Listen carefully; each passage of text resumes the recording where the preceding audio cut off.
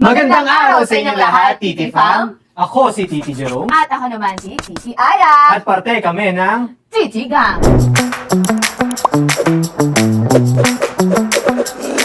Eto na nga, Titi Jerome, may tanong ako. Alam mo ba kung saan nagmula ang brand na Titi Racing? Nagmula ang brand na TT Racing sa bansang Malaysia at itinatag ito noong 2017 na may layunin na i-elevate ang ergonomic experience para sa mga gamers at professionals. Di kung ganun, maraming bansa na rin ang nasasakupan nito? Yan, tama ka dyan. At alam mo ba na sa paglawak ng TT Racing, umabot na ito sa mga bansang Thailand, Philippines, Australia, Indonesia at United States. Wow! At yan lamang po para sa ating T-Trivia. Titi Jerome, maiba lang ako. Ano nga bang gagawin natin ngayong araw na to? Tuturuan natin sila ngayon kung paano bumuo ng isang TT Racing Titus X Smart Desk. Ready ka na ba? Ready na! In 3, 2, 1... Wow!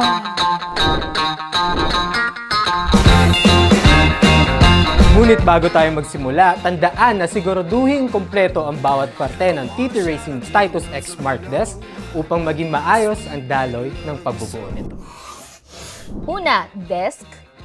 2 frame supports, left and right. 2 extendable bars. 2 extendable bars long. Side brackets.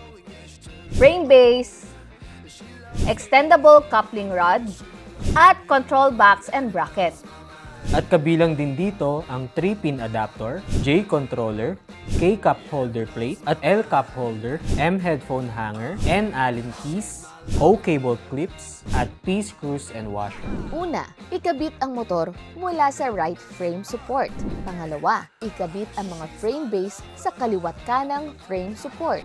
Pangatlo, mula sa pagkakakabit ng mga frame base sa mga frame support, ikabit ang mga short extendable bars sa magkabilang dulo nito. Pang-apat, ipasok sa loob ang long extendable bars sa short extendable bars. Tandaan, ang aming binubuo ay 1.2M. Dapat 1.2M din ang measurement sa guhit. Gamitin ang M6x15mm screws at higpitan ito. Pang-lima, ikabit ang extendable coupling rod sa magkabilang frame support at higpitan ito.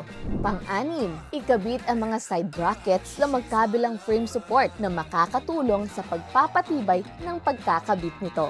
Pang-pito, ipatong ang tabletop at siguraduhin gamitin at higpitan ang mga tornilyong M16x15mm. Pang-walo, ikabit ang controller sa ilalim ng tabletop gamit ang mga M5x12mm screws. Pang-siyam, ikabit ang headphone hanger gamit ang M6x15mm screws. Pang-sampu, ikabit ang cup holder plate at pagkatapos ay ikabit ang cup holder gamit ang parehong screws.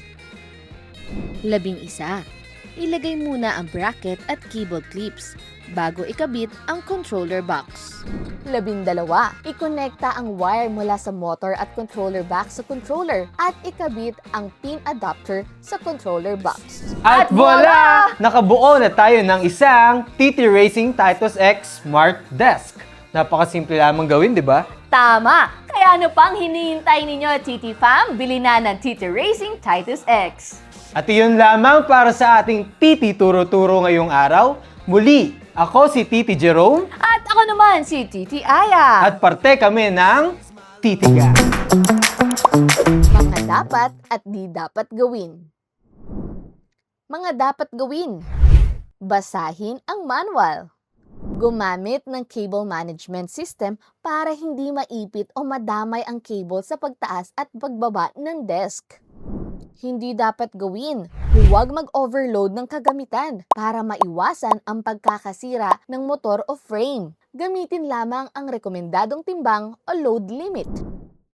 Huwag pigilan o pilitin ang desk habang gumagalaw. Maaaring masira ang motor mechanism o sensor kung pipigilan ito habang umaangat o bumababa. Huwag pabayaan ng mga bata na maglaro at umupo sa mesa. Maaaring magsanhi ng disgrasya.